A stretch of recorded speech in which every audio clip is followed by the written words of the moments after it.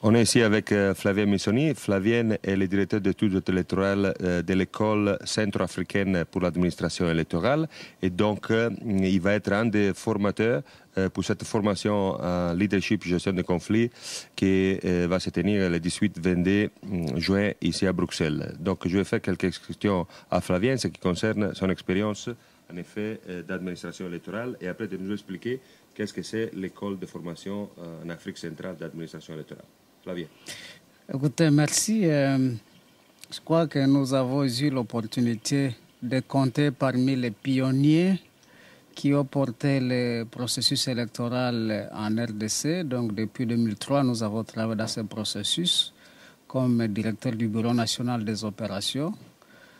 Fort de cette expérience, il nous a été demandé de faire partie de la nouvelle commission électorale nationale indépendante, la CENI, dans laquelle nous avons apporté notre aide pour la mise en place des projets de règlement intérieur. Mais pour des raisons de convenance personnelle, nous avons dû renoncer à cette fonction à la veille de la prestation de serment. Ceci dit, avec les racines de notre profession, à savoir une carrière d'avocat et œuvrant dans les associations de droits de l'homme, complétée par cette expérience électorale, nous avons été souvent sollicités comme consultants électoraux, notamment par le système des Nations Unies. C'est le cas de notre contribution dans les temps ici qui viennent de s'écouler au Madagascar et prochainement au Burkina Faso. Voilà, nous avons donc continué à apporter notre aide et notre contribution dans cette nouvelle école qui est Challenge de formation permanente en matière d'élection dans cette école de formation en Afrique centrale, qui est un centre d'excellence compté par la communauté économique des États de l'Afrique centrale pour couvrir les 10 pays francophones de l'Afrique centrale.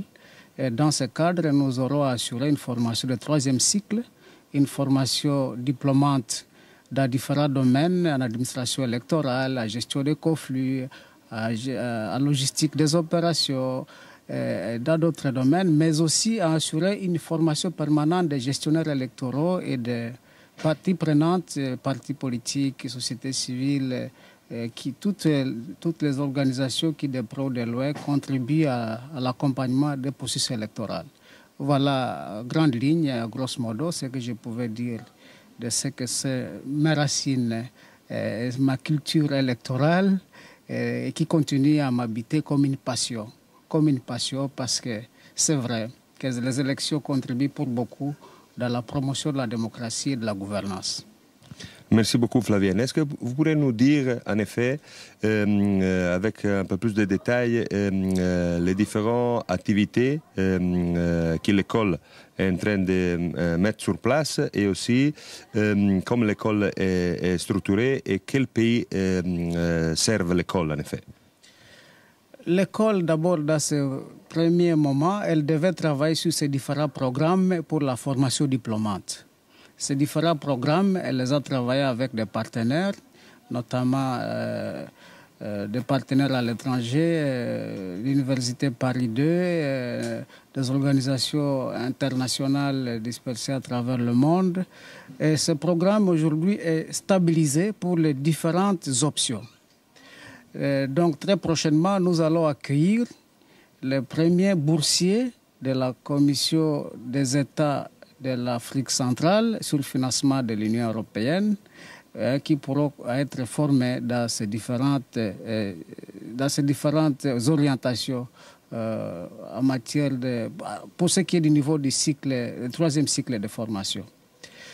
Nous avons travaillé dans un temps récent en la formation de près de 45 000 observateurs par une formation à cascade avec la collaboration des confessions religieuses et des autres organisations de la société civile pour l'observation des élections en République démocratique du Congo au mois de novembre dernier. Ça a été un éclairage qui a permis aux observateurs de regarder le processus avec un œil qui comprend, critique, mais aussi qui peut émettre un avis avisé et éclairé. Je ne me prononce pas sur la suite, mais ceci a été utile pour la société civile congolaise de comprendre ce processus surtout au lendemain des longs processus qui a pu aider à organiser les élections en 2006. Nous continuons à animer certains séminaires à l'intention des partis politiques. Ceci aide l'école effectivement à poser ses bases et à préparer l'avenir, surtout la formation diplômante avec beaucoup plus de sérénité, ce qui va commencer au cours de l'année académique qui va s'ouvrir. Merci Flavienne. Et vu que vous serez aussi un des formateurs de cette formation qui va se tenir à Bruxelles sur leadership et gestion de conflits pour les administrateurs électoraux, est-ce que, comment vous jugez l'expérience qu'on est en train d'avoir ici de formation de formateurs? Je pense que l'expérience est à saluer parce que gérer une élection ne se décrète pas. Il ne suffit pas de le vouloir pour être gestionnaire administrateur électoral. Et il ne suffit pas de se prévaloir de ses dons et de ses connaissances académiques ou de ses connaissances tout simplement primaires pour penser porter une élection.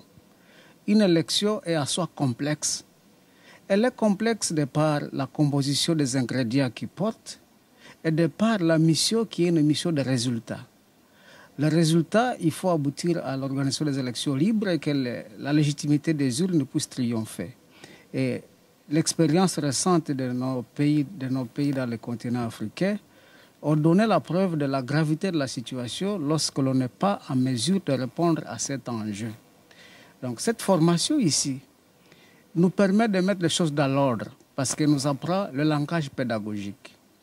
Le langage pédagogique pour réveiller en chacun de nous les capacités profondes qui sont à chacun de nous pour répondre à un niveau de leadership et plus particulièrement électoral. Nous permet de rassembler les exemples de part et d'autre, de tirer les leçons et d'échanger d'expérience pour meubler ce langage pédagogique électoral. Ce n'est pas une formation académique, vraiment c'est la formation participante. Et cette méthodologie d'approche doit être la mieux indiquée pour faire évoluer le leadership électoral.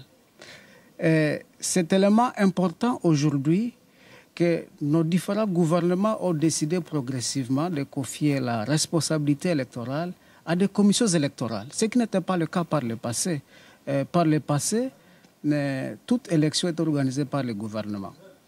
Maintenant que les administrations sont du domaine des commissions indépendantes, ça devient une expérience nouvelle. Il faut asseoir cette administration et il faut doter le leadership, le management de cette élection de la capacité à avoir une vision et de la capacité à avoir une vision pour un objectif et un résultat d'organisation d'élections crédibles, libres et démocratiques, mais aussi de la capacité de réunir toutes les compétences et de tirer les éléments de tout le monde pour que, à travers la vision et en ayant dans le pipeline un objectif, donc un résultat, et avec une équipe rassemblée et multidisciplinaire, l'on puisse créer une dynamique électorale qui offrira au pays une occasion de stabilité, donc une grande dimension de la consolidation de la démocratie. C'est si fondamental pour le management électoral qu'aujourd'hui, nous n'avons que de nouveaux administrateurs électoraux qui naissent à travers les commissions électorales qui se mettent en place. C'est autant une expérience enrichissante et je suis convaincu que ceux qui suivront le cours au mois de juin, ils trouveront tout à fait leur compte et voudront bien rééditer cette expérience à plus d'une fois.